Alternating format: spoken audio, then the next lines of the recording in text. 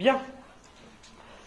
Bonjour à tous, bienvenue à ce troisième déjeuner technologique, pendant lequel nous aborderons la thématique du développement iOS et du marketing des App Store. J'ai volontairement mis ce titre, iOS Programming, From the First Line of Code to Publication on the Store, parce qu'on considère que le marketing des applications aujourd'hui est quelque chose d'extrêmement important. Je viens de le dire, donc, nous parlerons de développement iOS, mais également de publication et marketing des applications. Première chose qui semble assez importante, c'est qui suis-je? Un simple gourou? Chef de file d'une secte? Non. Je m'appelle Clément, j'ai 22 ans, je suis étudiant à Supinfo. Je suis développeur iOS et macOS et je suis chef d'entreprise et fondateur de Canocode qui est basé à Euralil. Je suis également conférencier international sur les technologies Coco et je suis également l'auteur des cours d'Open Classroom qui seront à publier bientôt. On a parlé tout à l'heure avec Gérard. C'est pas encore validé malheureusement, j'aurais voulu que ce le soit pour aujourd'hui, tant pis. À propos des technologies iOS, je suis également, et de façon régionale, le coordinateur et speaker des réunions CocoEds dont on reparlera tout à l'heure. Ah oui, ça paraît évident, mais je suis aussi trainer certifié Apple. À propos de ce talk, les slides seront disponibles dès la fin de la conférence sur mon profil SlideShare et SpeakerDeck. Comme ça, vous pourrez tout retrouver. Et les codes sources des projets que je vais vous montrer seront disponibles sur mon profil GitHub ce soir. Bien, venons-en à la thématique qui nous intéresse aujourd'hui. Le développement iOS. Ça peut paraître idiot et je souhaite que cette conférence soit vivante. Alors je vais d'abord vous poser une question. Qu'est-ce que c'est qu'iOS ?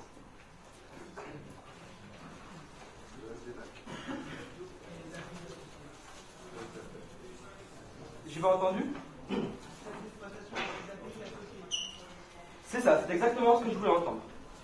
iOS, OS Operating System, vous en doutez, on reverra d'où vient ce petit i devant tous les appareils Apple.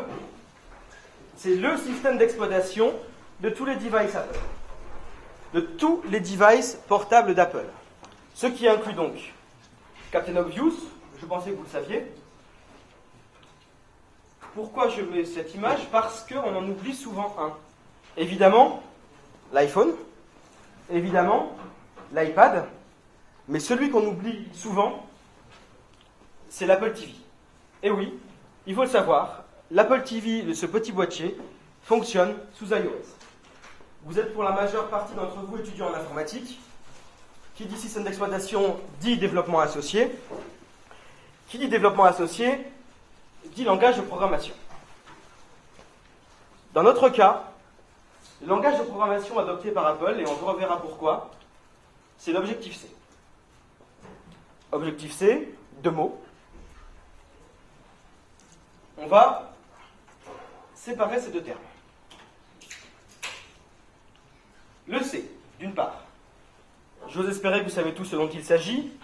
1972, Denis Ritchie, laboratoire Bell, libère ce langage, devient très populaire. On va y rajouter le préfixe Objective, ce qui va nous permettre d'ajouter au langage C le paradigme de la programmation orientée objet et tout ce qui s'y ajoute, les classes, les objets, le polymorphisme, l'héritage, on en reparlera, les messages, qui sont un concept adopté de Smalltalk dont dérive Objective-C, les catégories, les protocoles, et plein d'autres. Toi, on t'a rien demandé. Faisons un bond en arrière si vous le voulez bien. 1972, Denis Ritchie, laboratoire Bell, lance le C, et entre cette date et aujourd'hui, énormément de langages vont fleurir autour de cette base commune. C++, C#, Java, Perl, PHP, j'en passe et des meilleurs. Et ce qu'il faut retenir, et c'est important, c'est que chacune de ces entités, chacun de ces langages, va être absolument indépendant du C. On n'a pas besoin du C pour faire du C#. On n'a pas besoin du C pour faire du C++. On n'a pas besoin du C pour faire du Java. C'est différent concernant l'Objective-C. Dans notre cas, l'objectif C n'est ni plus ni moins qu'un superset du C. L'objectif C n'est ni plus ni moins qu'une surcouche du C.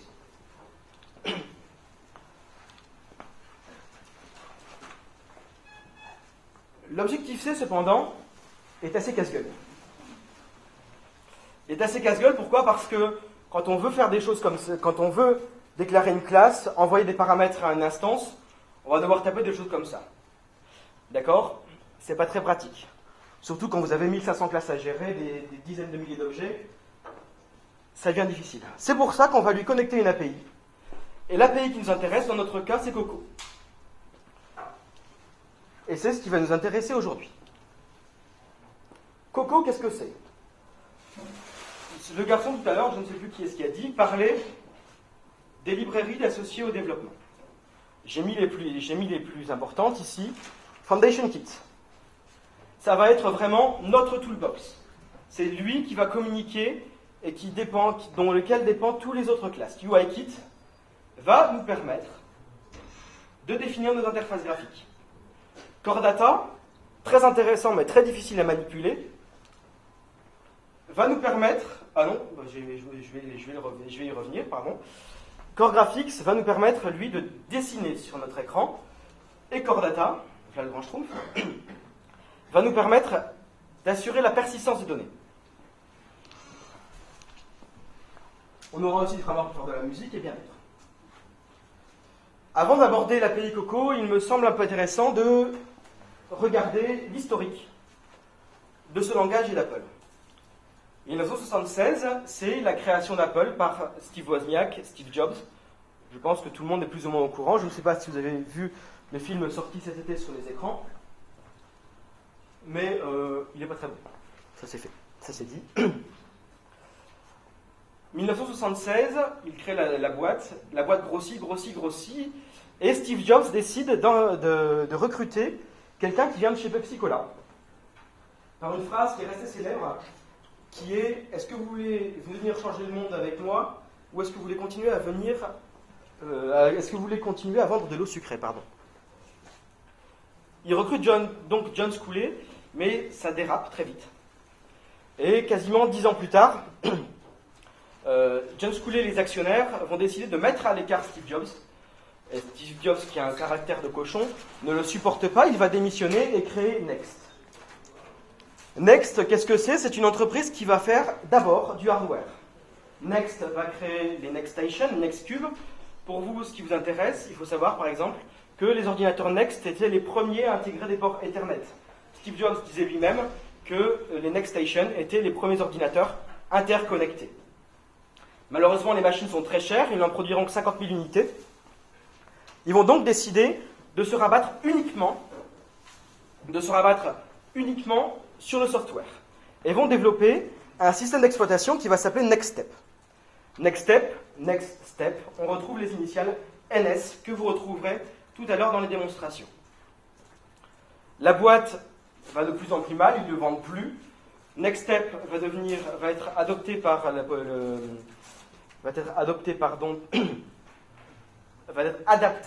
les membres de la communauté libre et va prendre le nom d'OpenStep. En 1996, Apple va racheter Next pour 41 millions de dollars et NextStep va prendre le nom de Rhapsody. Et ce n'est qu'en mars 2001 qu'Apple va libérer macOS 10.1 qui va prendre le nom de Cheetah. À savoir qu'aujourd'hui, pour ceux qui ne le savent pas, nous sommes sous macOS 10.9 qui s'appelle Mavericks. Parlons de façon beaucoup plus précise du développement. Les IDE sous Mac, il en existe toute une pelle. Mais pour développer sous iOS et pour développer sous macOS, il n'y en a qu'un. Enfin, il y en a deux. Et il n'y en a qu'un qui vaut vraiment le coup, et c'est Xcode. On est actuellement sous Xcode 5 depuis début juin dernier. Où est-ce que vous pouvez le trouver, cet Xcode? Gros avantage, il est gratuit, disponible uniquement sur les plateformes Mac, mais gratuit est extrêmement puissant. Vous pouvez le trouver sur le Mac App Store ou sur la plateforme développeur Apple. C'est un framework qui est extrêmement puissant. On va revenir quelques instants sur le framework Foundation. Et vous allez voir que, à l'inverse du langage C, où on va devoir passer par un tableau ou un pointeur pour faire des strings, on va avoir des data wrappers. Vous verrez que chacune de ces classes renvoie systématiquement vers un pointeur. Et on va avoir donc DNSStrings pour définir les strings, DNSNumber pour définir les nombres, DNSDate pour définir les dates. Et on verra les collections juste après. Seulement, le problème de ces classes, c'est qu'une fois figées dans la mémoire, on ne peut plus les manipuler. On peut les utiliser, les afficher, mais on ne pourra plus réécrire dessus sans risquer de faire une fuite mémoire. C'est pour ça qu'Apple a créé une sous-classe, les classes mutables. On retrouvera donc NSMutableString et non, je fais une bêtise, ça n'existe pas, NSMutableNumber. Oui, pardon. NSMutableNumber n'existe pas, j'ai fait une faute. 1000, pardon, désolé. On va aussi travailler avec des collections, les NS7, les NSArray et les NSDictionary. NS7 qui ne seront ni plus ni moins que vos armoires, enfin du moins je parle pour les mecs, pas pour les filles, parce que je sais que les armoires de filles c'est impeccablement rangé, les armoires de mecs c'est gros bordel. Donc les NS7 correspondent tout à fait à vos armoires, les NSArray sont ni plus ni moins que des tableaux, et les Dictionary ce sont les associations clés-valeurs que vous avez déjà pu voir dans d'autres langages. Évidemment, comme tout à l'heure, on a accès à la sous-classe mutable pour pouvoir modifier ces éléments. Allez, on va partir sur une petite démonstration.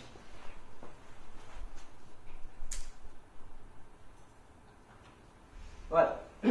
On se retrouve donc dans Xcode. Je vais remettre ma console là, c'est parfait.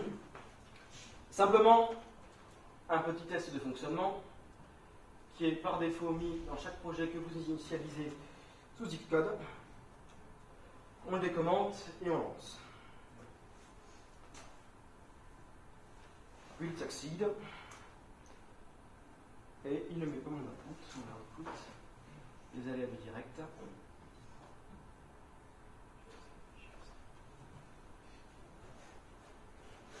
Voilà.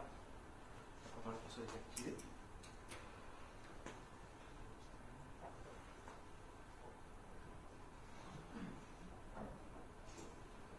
Tout est commenté ici, j'ai pas de fail. Ah, parce que j'ai activé les breakpoints peut-être.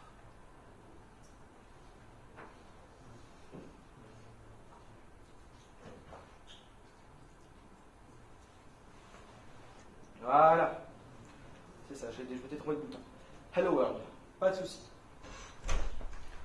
Autre petite subtilité, l'interopérabilité des classes. On va avoir ici, on va comparer les NS et les NS mutables. On va recommander ça.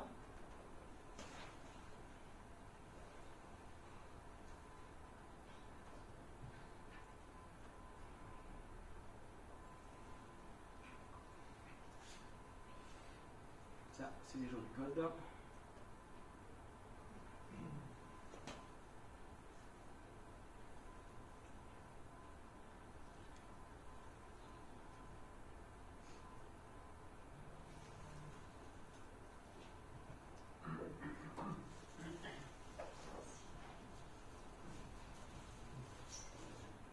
Alors, qu'est-ce que j'ai fait ici? J'ai déclaré en haut NSMutableArray, un tableau mutable, et j'ai fait un alloc init pour réserver sa place en mémoire. J'ai fait la même chose avec un mutable string, avec alloc init pour réserver sa place en mémoire. J'ai ensuite pris une méthode d'instance, MutableArray que vous retrouvez ici. J'ai mis isKindOfClass, NSArrayClass. Bon, avec un tertiaire, vous le reconnaissez, qui va nous retourner est-ce que le mutable array est membre de la classe NSArrayClass. Pareil pour le string. On va compiler et runner tout ça. Vous voyez qu'on a isKindOfClass, membre de la classe évidemment, NSArray. KindOfClass, c'est même pas member-of-class. Donc on voit très bien que MutableArray dépend de la classe NSArray et qu'on voit que MutableString dépend de la classe NSString. On va travailler quelques instants avec les strings.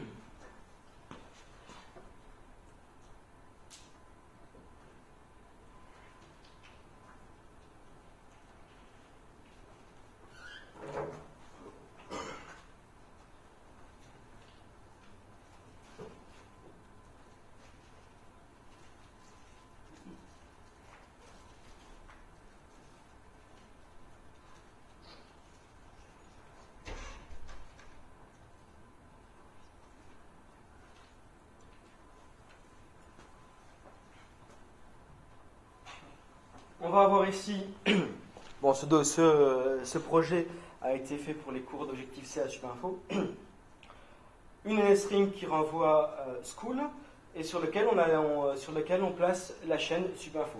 Vous remarquez depuis tout à l'heure que pour déclarer une chaîne en Objective-C, on le fait précéder du @sign. NSMutable string, qu'on va mettre la phrase en entier. On va le mettre avec, on va mettre une méthode de classe qui est string with format pour associer les deux phrases, la concaténation, ni plus ni moins, et le person sign outside qui est le format specifier pour un objet en Objective-C.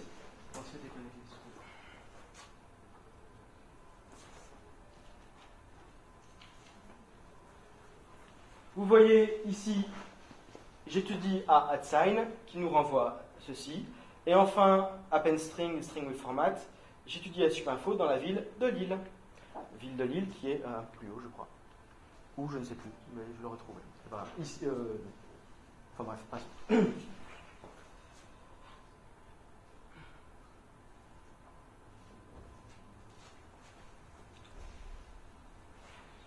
Alors, maintenant, quels sont les préceptes qu'on va utiliser pour développer une application? Il y a un pattern qu'on utilise en Objective-C que vous connaissez certainement, qui est le MVC. Est-ce que quelqu'un ne sait pas ce dont il s'agit? Non, bon, très bien. Bref rappel, je ne savais pas à quel public j'aurais affaire. On a le modèle qui communique avec le contrôleur, qui renvoie des données à la vue, qui est le layer le plus haut dans la hiérarchie du programme. La vue renvoie des données au contrôleur, qui renvoie ces données au modèle, et il n'y a pas de connexion entre le modèle et la vue. Voilà. Quand vous créez votre programme, vous allez avoir ces choses-là. On voit main view controller. Cependant, il est important de noter que view controller, on a l'interface qui va déclarer les méthodes, les propriétés et compagnie. L'implémentation, on va voir la déclaration de nos méthodes. Mais ce main view controller est un contrôleur de vue et n'est pas la vue en elle-même.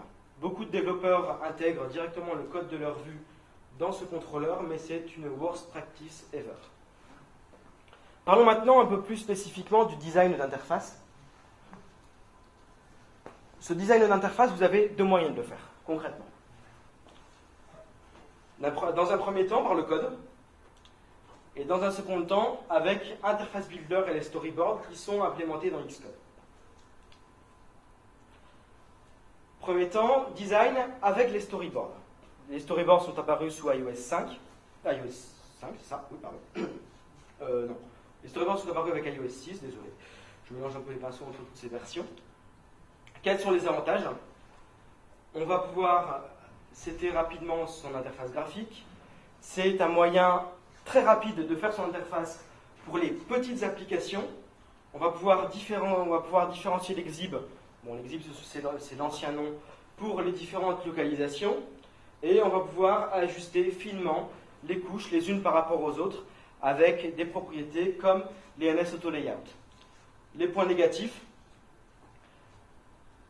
on va avoir énormément de difficultés dans la mesure où les storyboards seront un seul et unique fichier pour toute votre application. Ça va être extrêmement difficile de mettre tout ça ensemble sur un repo Git. Pourquoi? Parce que quand quelqu'un va manipuler un fichier, il va être modifié et on ne connaîtra pas les modifications apportées. Et c'est extrêmement complexe. Les storyboards, je ne l'ai pas précisé, c'est du fichier XML. Ce fichier XML va nous amener la quatrième conséquence qui va être extrêmement difficile à débugger. Vous allez pouvoir mettre vos comportements dans le .h du fichier pour déclarer vos propriétés. Vous allez pouvoir les utiliser dans votre .m. Le problème, c'est que quand vous allez vouloir faire de la programmation défensive, ça va être extrêmement difficile à tracer. À l'inverse des xib files, donc des storyboards maintenant, puisqu'on ne peut plus éditer de xib dans Xcode, on pourra très finement avec le code, et non pas avec les storyboards, ajuster son interface. C'est-à-dire que vous allez mettre des contenus, vous allez choisir les couleurs plus ou moins, mais ajuster finement votre interface sera impossible. Et enfin, il sera impossible d'écrire des vues extrêmement dynamiques, de générer par exemple X boutons en fonction d'une condition, ce qui est uniquement possible avec le code. Voici à quoi ressemble votre storyboard, on va en voir un exemple, je crois même que c'est tout de suite, voilà. Simple View with Storyboard.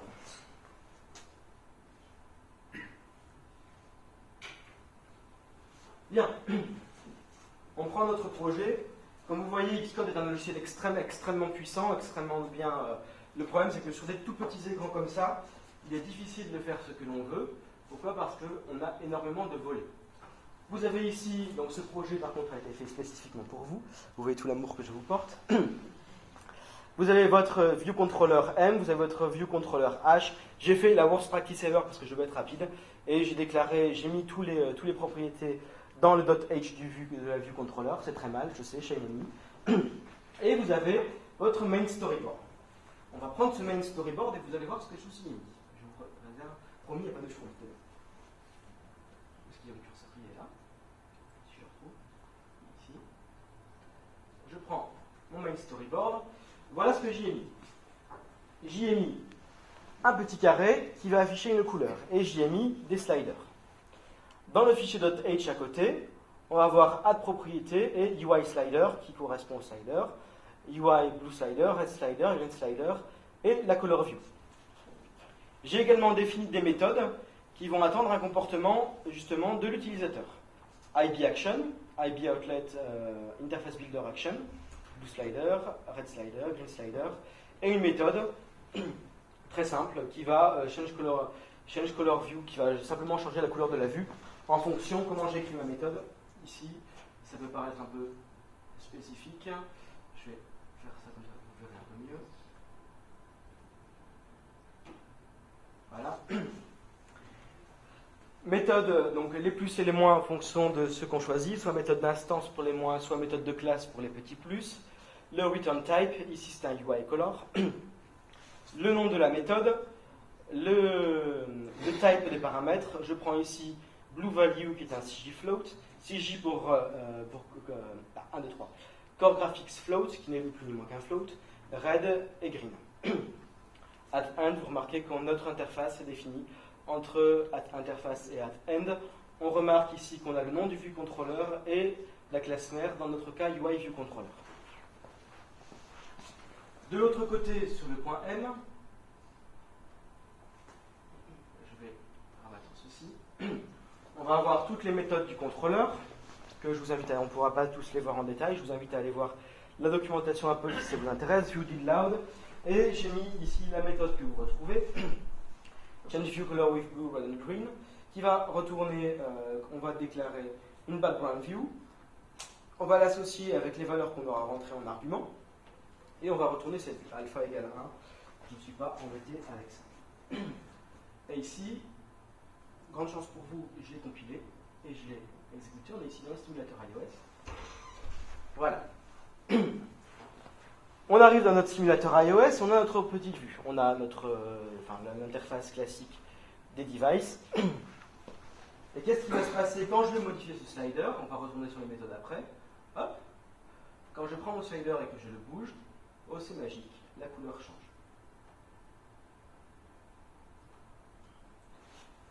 Ici, comme vous l'avez vu, j'ai travaillé avec les storyboards. Je ne ferai pas de démonstration, je vous expliquerai comment on implémente une interface avec le code. Je ne ferai pas de démonstration parce que c'est assez long. Par contre, ce soir sur GitHub, vous aurez exactement le même projet avec l'interface implémentée en code.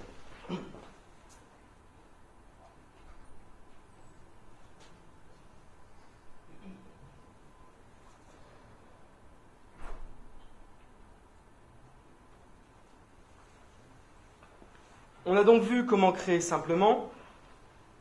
Voyons maintenant le design d'interface avec le code. Le design d'interface avec le code va nous permettre plusieurs choses. On va d'abord commencer par les points négatifs. Le plus gros des points négatifs, c'est l'impossibilité de visualiser votre UI, évidemment sans compilation. Et évidemment, on va mettre beaucoup plus de temps à créer nos vues, à créer les interactions entre ces vues, à créer donc forcément les méthodes qui seront reliées au comportement, est assez complexe. Les avantages qui sont assez énormes, easier to merge conflicts, Pourquoi? Parce qu'on va pouvoir faire de la programmation défensive, on va pouvoir faire des stack traces que les développeurs Java connaissent bien. On va pouvoir, c'est ce que j'ai dit exactement, au-dessus on va pouvoir plus facilement gérer les conflits dans les repos Git. Pourquoi? Parce que chaque développeur aura sa vue, chaque développeur aura sa partie d'application quand vous travaillez en équipe. Faster View Creation, attention, je ne veux pas voir ça dans l'essence on crée plus facilement nos vues, non.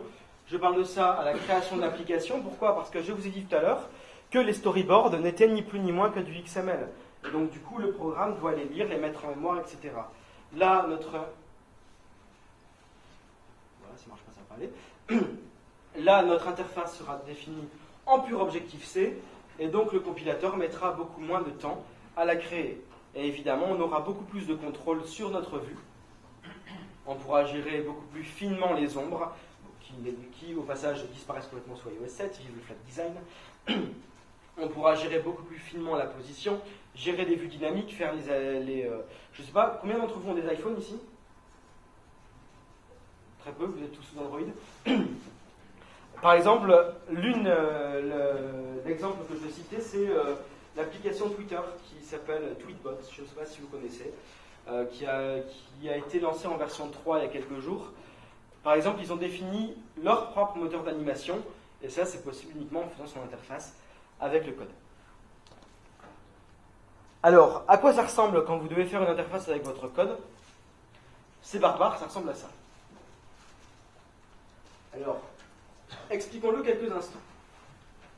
On retrouve notre core graphics float avec width, self-view bounds. Alors l'avantage de l'Objective-C aussi et de Coco, c'est qu'il est extrêmement verbeux. Donc du coup, on comprend tout, sans jamais avoir fait un gramme d'Objective-C, on va comprendre tout à fait self.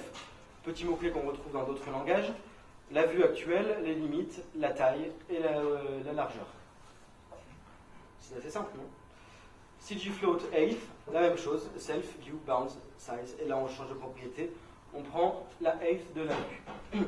J'ai mis blue views, vous allez voir tout à l'heure, je vais mettre votre exemple, que ça retourne.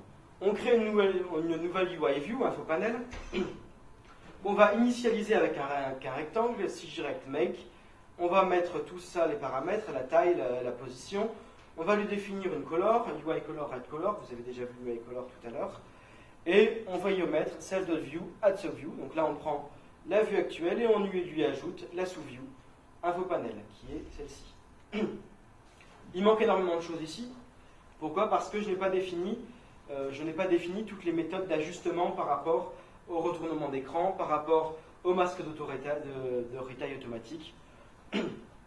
Il faut savoir que la création d'une vue, d'un moindre contrôle, ça prend, si on respecte correctement les guidelines, ça prend une 50aine de lignes de code. Vous comprenez pourquoi c'est beaucoup plus difficile de setter une UI en code plutôt qu'en storyboard. Néanmoins, ça permet de, comme je l'ai dit tout à l'heure, de gérer beaucoup plus finement son interface graphique. Qu'est-ce que retourne ce code-là? Ça retourne ça. Waouh, tout ce travail pour ça. Vous voyez que définir votre UI par le code, c'est extrêmement complexe. Ici, qu'est-ce qu'on a? On a notre vue bleue, notre info panel. Alors ça, vous le retrouverez, pour ceux qui ont des iPhones, c'est une des applications que j'ai créées, qui est l'application dédiée au vélo de la ville de Dunkerque. Avec, sur la vue bleue, la carte qui s'affiche et les informations sur la vue rouge. La question maintenant, c'est qu'est-ce que je dois faire? Quelle méthode je dois utiliser? Il n'y a pas de réponse fixe. C'est vraiment vous qui choisissez et il y a énormément de facteurs qui entrent en compte. Est-ce que vous êtes en team ou est-ce que vous êtes un cow-boy solitaire? Dans le deuxième cas, vous partirez certainement plus sur des storyboards. Pourquoi? Parce que c'est plus facile à gérer. Alors qu'en team project, justement à cause de ce problème de repository Git, vous partirez certainement sur des interfaces en code. Combien de temps vous avez pour faire cette application? Si vous êtes freelancer, parce qu'il me semble que c'est le thème de la précédente réunion, vous avez certainement moins de temps que si c'est un projet personnel que vous avez mûrement réfléchi et vous avez plusieurs années pour le faire, plusieurs mois au moins. Est-ce que vous avez une idée précise de votre interface? Si elle est dessinée, si vous avez fait des sketchs, vous pouvez partir sur du code. Si elle n'est pas dessinée, si vous vous lancez dans un projet comme ça, ben, vous prenez votre storyboard, vous placez les éléments, et basta. Si vous êtes en équipe, est-ce qu'il y a un designer dedans? Comme je vous l'ai dit, on pourra beaucoup plus finement gérer les interfaces par le code. C'était une présentation succincte. L'Objective-C, c'est un langage qui est extrêmement puissant. C'est un langage où on va pouvoir gérer énormément de cœurs physiques, énormément de cœurs logiques. Pour votre information, dans l'iPad Air qu'ils ont sorti, c'est des processeurs quad-core. Dans les iPad 5, on a le processeur, le coprocesseur. Donc quand on fait de la programmation concurrente et qu'on veut optimiser ces applications, on va passer par des NS-threads, on va passer par des blocs. On a vécu une heure aujourd'hui. Si la thématique vous intéresse, je vous invite à aller voir ce livre qui est une vraie Bible. Alléluia. C'est une vraie Bible, comme beaucoup des livres, je ne sais pas si vous connaissez de l'édition ENI. C'est un bouquin qui est énorme, qui fait 927 pages, qui coûte une cinquantaine d'euros quand même. On est actuellement à la 2e édition, mais à chaque fois qu'il y a une édition, je l'achète parce que ce bouquin, c'était vraiment une Bible. Les auteurs ont édité un site internet qui s'appelle objectifc.fr, sur lequel ils disposent des codes sources des projets. Autre chose qui peut être intéressant, parce que je vois que quelques-uns ont des Mac ici, l'Objective-C n'est pas un langage uniquement sur Mac.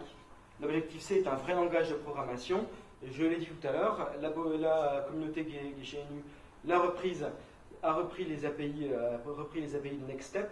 On a fait OpenStep, et si vous allez sur le projet qui s'appelle maintenant GNUStep, vous verrez que vous aurez accès à toutes les API disponibles et vous pourrez faire du Coco, mais évidemment la compilation sera un peu plus difficile. Cela dit, vous n'avez pas forcément besoin d'un compilateur propre. Pourquoi? Parce que Objective-C se compile très bien avec GCC, il suffit de le flaguer avec LOBJC. Deuxième livre qui traite beaucoup plus précisément de la programmation iOS, c'est aussi une référence dans le domaine, c'est le livre d'Aaron Hillegass. Aaron Hillegass, c'est un maître. Il a travaillé avec Steve Jobs à Next et il a créé maintenant le Big Nerd Ranch, qui est en Caroline du Sud, en Californie et à Amsterdam. Ils ont des bureaux à Amsterdam. C'est un livre qui est très très bien fait, seulement ils le refont chaque année. La nouvelle version paraîtra en mars, il me semble, et il est fortement probable que je sois son traducteur. Enfin, mes bouquins à moi, puisque comme je vous dis tout à l'heure, je fais les cours du site du zéro qui est renommé Open Classrooms. Objective-C dans un premier temps, iOS 7, si la thématique vous intéresse. Sortie prévue plus tard ce mois-ci ou début décembre. D'autres livres qui sont extrêmement intéressants. Là c'est la version iOS 7 qui sera disponible en mars. La version iOS 6 est vendue actuellement. C'est un très très bon livre d'un très grand développeur qui s'appelle Mukunth Kumar, qui est singapourien il me semble, qui a fait le site qui s'appelle... Il a fait également avec un livre avec un auteur qui s'appelle Rob Napier, qui est connu dans la communauté sous le nom de Coco Afoni, qui est un excellent. Et enfin, Pro Objective-C, aux éditions Presse, un peu moins complet, mais qui va beaucoup plus dans les détails, qui va gérer tout ce qui est programmation concurrente, programmation défensive, etc. Je vous ai dit tout à l'heure qu'il était extrêmement important de voir l'aspect programmation et de voir également l'aspect marketing. C'est ce que nous allons voir maintenant. Je ne sais pas s'il y a des développeurs Android parmi vous, enfin si je sais qu'il y en a un au moins. Le gros désavantage d'Apple par rapport à Android, c'est qu'à chaque fois que vous allez vouloir soumettre une application, que ce soit sur le Mac App Store ou l'iOS, l'iTunes App Store, ça va devoir passer par des petits êtres verts. Ces petits êtres verts, ce sont les lutins. En anglais, imp from Cupertino. Vous voyez, mon anglais est impeccable. Le problème de ces lutins, c'est qu'ils ne sont pas très cool. Enfin, moi, je les vois comme ça. Ils ne sont pas très cool, pourquoi? Parce que s'il y a une chose qui ne va pas dans votre application, ils vont la refuser. Et pour que votre application corresponde à leur guideline, il faut lire tout ça. Il faut lire tout ça. Tout ça, c'est les guidelines de marketing, les Human Interface Guidelines et les Attribute Guidelines. Et ces petits êtres vils et cruels, ils vont vraiment voir tous les détails de cette application. Les termes, les fonctionnalités, les métadatas, les localisations. Par exemple, j'ai voulu nommer une de mes applications, j'ai voulu mettre dans la description Chuck Norris. parce que je ne sais plus pourquoi, parce que oui, c'était par rapport à un niveau de jeu, c'est ça. J'ai voulu donc nommer ce truc Chuck Norris. Ces lutins m'ont refusé mon application parce qu'il y avait Chuck Norris dans les métadatas. Alors que j'avais fait de l'unit testing pendant près d'un mois et que le code était parfait. Enfin, je sais que c'est un peu prétentieux, mais le code était parfait. Ils vont vraiment faire attention aux moindres détails. Et s'il y a un mot qui ne leur plaît pas, ils vont la refuser. Par exemple, ces petits lutins-là, ils viennent d'une fille qui s'appelle Claire Millet, qui a fait un site qui s'appelle cetunmac.com, que je vous invite à aller voir. Cette fille, en fait, elle fait des dessins qui sont relatifs au monde de Mac. Et sur certains de ces dessins, il y a des caricatures de Steve Jobs. Et bien, cette chère Claire, non seulement son application a été refusée, mais en plus, Cupertino l'a appelé pour lui dire désolé, et dans une application, on ne peut pas mettre des caricatures de Steve Jobs. Pour vous dire à quel point ils sont sérieux. Cela dit, c'est un avantage. Pourquoi? Parce que bien qu'il y ait une backdoor qui ait fait grand bruit pour supprimer des applications en cas de problème, là où sur Android elle a été utilisée de très nombreuses fois, il me semble à peu près 25, ce qui est assez raisonnable quand même, sur iOS, ce kill app a été utilisé une seule fois sur une application qui s'appelait Êtes-vous juif. Donc ces lutins, il y a deux façons de les voir. Soit on est copains avec eux et on les vénère, encore alléluia. Et dans ce cas-là, ça aboutit à ça, copains. L'avantage, c'est que vous connaissez certainement la conférence de développeurs Apple à laquelle j'ai eu la chance d'aller, qui s'appelle la WWDC. On a la chance justement de voir cette app review team, qui sont en fait pas des lutins, ce sont des vrais hommes. On peut leur parler, et justement ces événements, ça permet justement de créer des liens avec eux et de leur envoyer un mail. Les copains, j'ai envoyé mon app à la validation, est-ce que tu peux faire quelque chose? Ça dit si ça marche très bien, puisque j'ai fait valider mon application en 1 heure, alors que normalement ça met environ 5 jours. Ou il y a la deuxième version. La deuxième version, c'est les développeurs qui n'ont justement pas accès à cette ressource, et dans ces cas-là, l'auréole, elle disparaît. Bim. Et dans ces cas-là, qu'est-ce qui va se passer? Boum.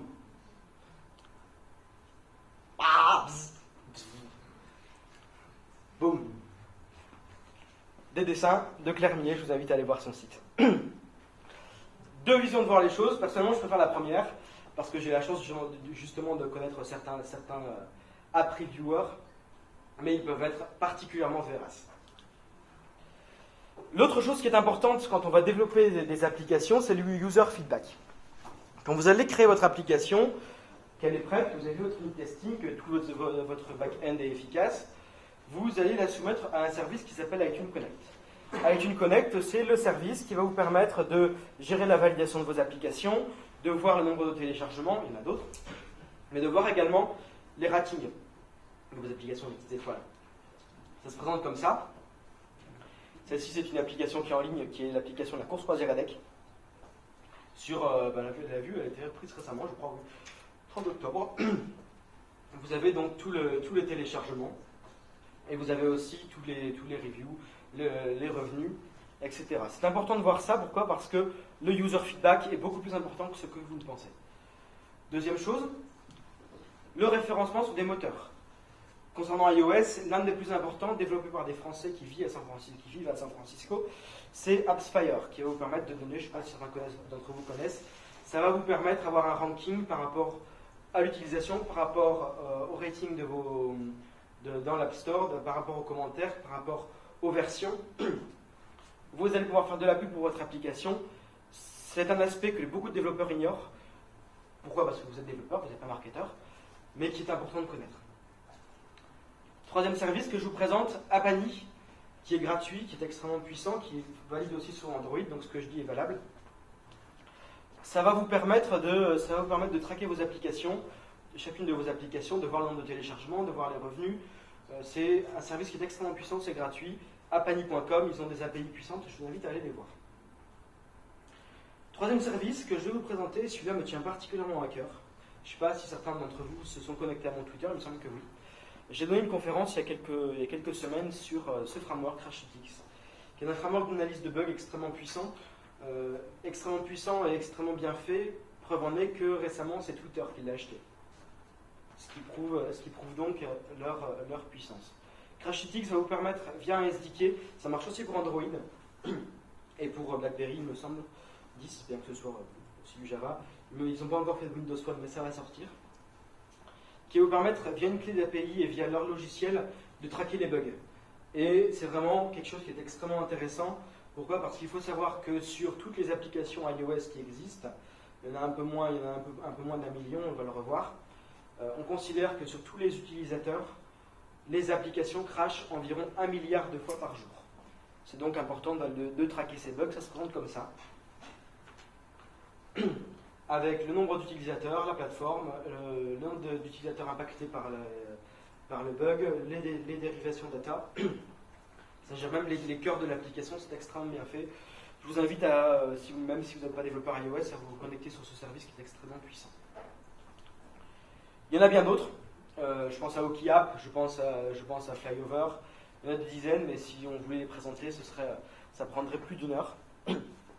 Quoi qu'il en soit, AppsFire, on peut l'oublier quelques instants. Je vous conseille d'aller voir, de faire un tour sur Apani et sur Crashlytics, qui valent vraiment le coup. Bien, parlons monnaie. Pourquoi? Parce que quand on est développeur, que ce soit freelance ou pas, on espère que son application fonctionne et qu'elle génère un revenu. Peu de développeurs ont la chance d'avoir celle que j'ai de vivre de ces applications. Cependant, quels sont les systèmes qui marchent? Vous avez des applications gratuites avec de la pub. J'ai un collègue à Supinfo qui est ce modèle-là. Il a 10 000 téléchargements, je crois. Il a de la pub dans son application et ça lui rapporte 50 € par an. En sachant qu'un Mac, ça coûte 1 500 €, que le programme développeur, ça coûte 100 € par an, que l'iPhone coûte 600 €, que l'iPad coûte 400 €, 50 €, c'est pas beaucoup. Les modèles gratuits avec une souscription, un abonnement par mois ou par an. Est-ce que ça marche? Ça marche pour certains systèmes. L'application à la mode actuellement sur iOS, elle s'appelle Luminosity. Elle a été faite par des neurologues, ça vous aide à traquer votre cerveau, à améliorer vos compétences.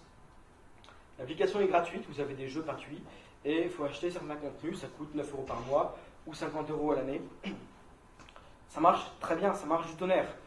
Lancé il y a un peu moins d'1 mois, 50 millions de téléchargements. Sur 50 millions de téléchargements, 30 millions de comptes payants.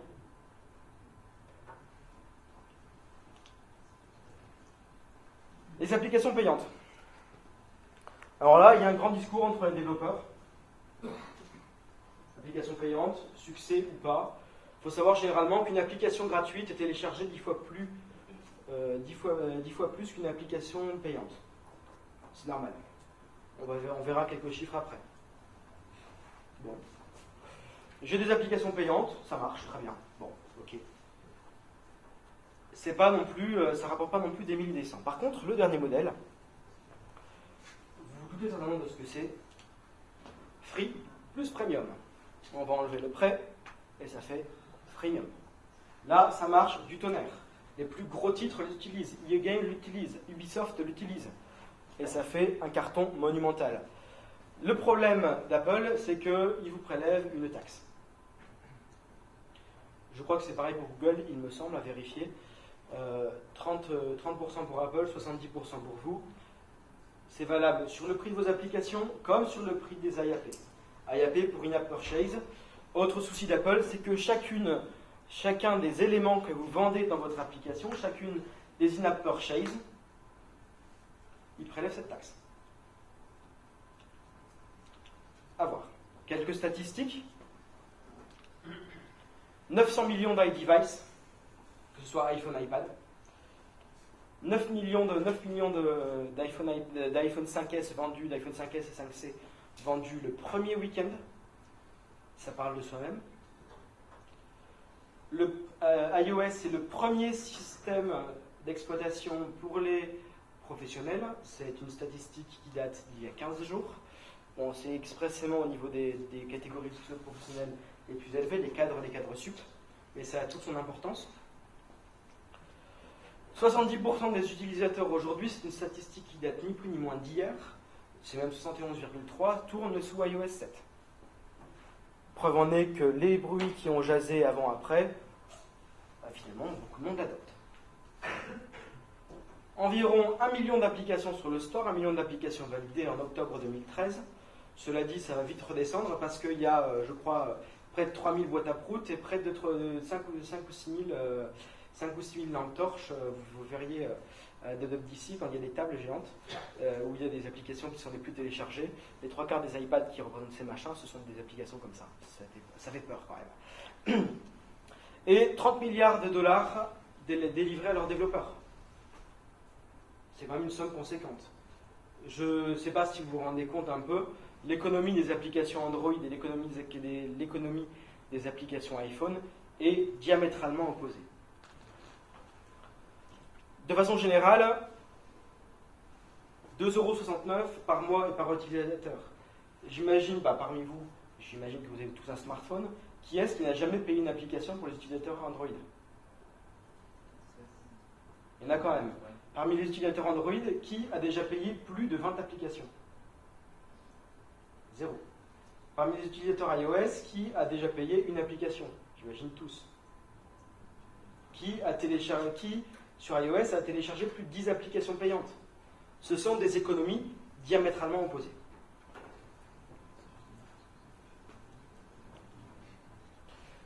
Quelques livres. AppSavvy, qui est assez vieux, qui 352 pages, qui est très bon sur les succès, des applications iOS. J'ai la chance d'avoir une de mes applications qui est dans ce livre. Tapworthy, qui est un excellent livre de marketing des applications. Le problème, qui n'en est plus un en fait, c'est que ce livre n'est plus disponible, qui est écrit par Josh Clark. Cela dit, donc, comme il n'est plus disponible pour l'éditer, vous pouvez le télécharger gratuitement sur son site internet. Sur Internet, des ressources, en dehors des librairies Apple pour le développement, mais des ressources beaucoup plus orientées autour du marketing des applications. Aptamine, il y a la version française, la version anglaise. Personnellement, je préfère la version anglaise. NativeX, anglais. APPR, AppetitPR, qui est un très bon analyseur. Vous en avez d'autres. Scoop IT Wotan, qui est iPhone Marketing, qui est en anglais aussi, qui est fait par un mec qui fait les réunions Cocoheads dont je vais parler maintenant. Les Cocoheads, ce sont des réunions pour les développeurs. La prochaine a lieu dans quelques jours. Je vous invite justement à suivre le compte Twitter des Cocoheads. Vous verrez qu'elles ont lieu à Subinfo, qui est juste en face de l'hôpital Saint-Vincent-de-Paul.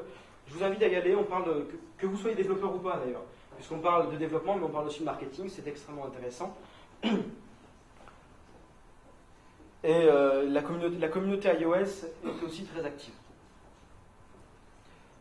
Enfin, une dernière chose qui n'a rien à voir avec le développement, mais c'est un petit geste que je fais pour une personne que j'aime beaucoup. Il y a des étudiants de Centrale qui font un marché solidaire le 16 novembre à la maison de quartier de Oisem. Je vous invite vivement à y aller. Je vous remercie. Est-ce que vous avez des questions?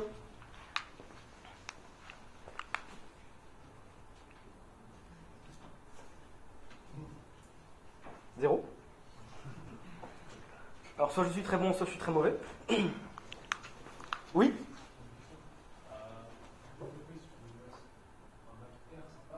Bien sûr. La seule limite, entre guillemets, qui n'est plus une limite aujourd'hui, c'est d'avoir au minimum macOS 10.6, donc Tiger, d'avoir un processeur Intel, donc depuis 2006, et d'avoir 1 Go de RAM sur sa machine. Aujourd'hui, ce sont des choses qui sont, j'allais dire banales, puisque au minimum la configuration c'est 4 Go de RAM, donc un MacBook Air ça passe très facilement. Le petit problème, c'est que les MacBook Air ont des écrans très petits, 11 pouces, 13 pouces. Pour utiliser Xcode, c'est pas vraiment facile. Je te conseille de travailler sur un moniteur externe. Mais ça aujourd'hui, c'est devenu monnaie courante. Est-ce qu'il y a d'autres questions? Je ne sais pas, vous mangez.